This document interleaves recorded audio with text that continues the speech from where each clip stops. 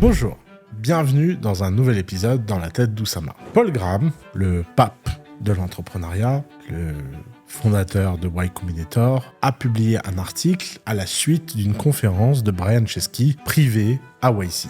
Il s'avère que Brian Chesky a donné une conférence devant les alumni de Y Combinator aux États-Unis et il a parlé d'un concept que Paul Graham a appelé Founder Mode, le mode fondateur. Alors qu'est-ce que c'est ce Founder Mode ? Ce Founder Mode, c'est l'idée que traditionnellement, dans les entreprises de la Silicon Valley, et d'ailleurs dans les entreprises françaises, dans toutes les startups à travers le monde, il y a l'idée qu'il y a une phase fondatrice et une phase managériale. Dans la phase fondatrice, l'entrepreneur, ce génie chaotique et créatif, est là pour créer quelque chose de zéro, passer de 0 à 1. Puis, des managers, des professionnels de la gestion amènent cette entreprise de 1 à 1000. Paul Graham dit, il y a un problème avec cette vision, c'est qu'il y a des moments où le fondateur a l'impression que ce n'est pas juste, que ce n'est pas la bonne chose à faire, qu'il faut réussir à développer quelque chose d'autre, un autre mode, et c'est ce qu'il appelle le Founder Mode. En gros, le Founder Mode, c'est que le fondateur reste en charge des éléments les plus importants dans l'entreprise, qu'il ne devienne pas un opérateur lointain, managérial, qui donne des ordres à des gens qui fassent, mais qu'il reste dans le craft, dans l'exécution, dans le moindre petit détail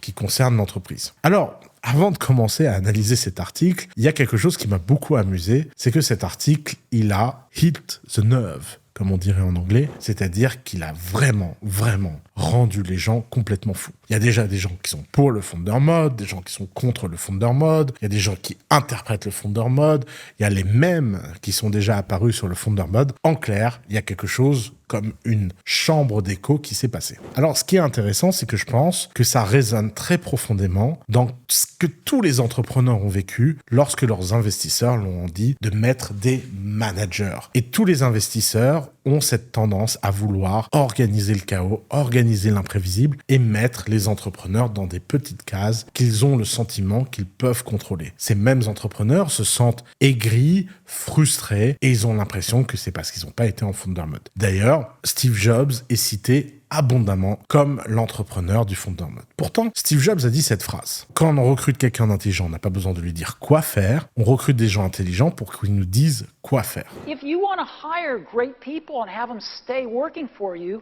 you have to let them make a lot of decisions. C'est-à-dire que grosso modo, Steve Jobs dit son rôle d'entrepreneur, c'est d'empower des gens plus brillants que lui, plus doués que lui, pour faire les choses au sein de son entreprise. Pourtant, dans le même moment, tous les gens qui ont travaillé avec Steve Jobs savent que Steve Jobs était capable d'aller très profondément dans le Founder Mode. Et alors, plutôt que de vous donner une analyse profonde du Founder Mode, j'aimerais vraiment être dans la tête d'Oussama et vous expliquer comment moi, je perçois ce genre d'article. Ce genre d'articles sont hyper intéressants, hyper utiles, mais jamais finaux. La réalité est toujours plus complexe que n'importe quel complexe. Les concepts sont là pour nous aider à interroger les contours de la réalité. Ils ne sont pas des dogmes. Le problème est la tendance religieuse de la plupart des humains. Les humains aiment les dogmes, aiment les chapelles. Je suis pour le Lean Startup, je suis pour le MVP,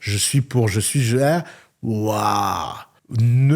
N'ayez pas de maître, n'ayez pas de Dieu. Libérez-vous des croyances, vous êtes entrepreneur, vous n'êtes pas prêtre, vous n'êtes pas à faire de l'exégèse ou de commentaires de textes apocryphes de la part des prophètes. Paul Graham, il fait comme moi, il essaye de mettre des mots sur des concepts de façon un peu brutale pour les rendre faciles à discuter. Mais connaissant Paul Graham, ayant eu la chance de discuter avec lui plusieurs fois, je sais très bien qu'il n'est pas dogmatique et qu'il est beaucoup plus ouvert à la discussion. Il n'est pas en train de nous créer une nouvelle religion, une nouvelle méthode avec le Founder Mode. Il est simplement en train de dire à tous les fondeurs de la planète, restez alerte et ne confiez pas trop aux managers lorsque c'est crucial et important. En tant que fondateur, vous avez une légitimité que personne n'aura jamais dans votre entreprise. Ne perdez pas ce pouvoir, exercez-le, faites en sorte d'être impliqué dans les détails importants de votre entreprise. Mais ça ne veut pas dire qu'il ne faut pas déléguer, ça ne veut pas dire qu'il ne faut pas croître, ça ne veut pas dire qu'il ne faut pas aussi avoir un mode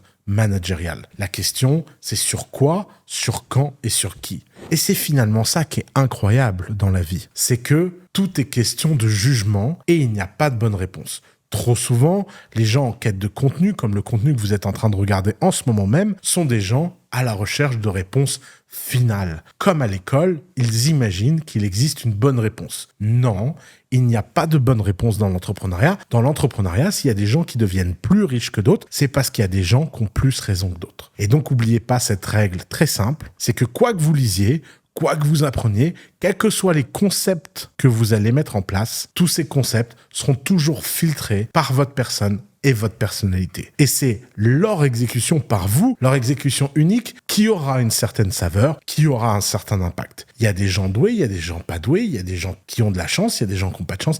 Il y a 1 milliard de facteurs extrêmement complexes qui expliquent le succès d'un entrepreneur. Mais on est dans un capitalisme extrêmement méritocratique. Si vous avez raison, vous gagnez de l'argent. Si vous en perdez, c'est que vous avez tort. Alors, de temps en temps en France, on a tort, on gagne quand même de l'argent, mais c'est encore un autre sujet pour une autre vidéo.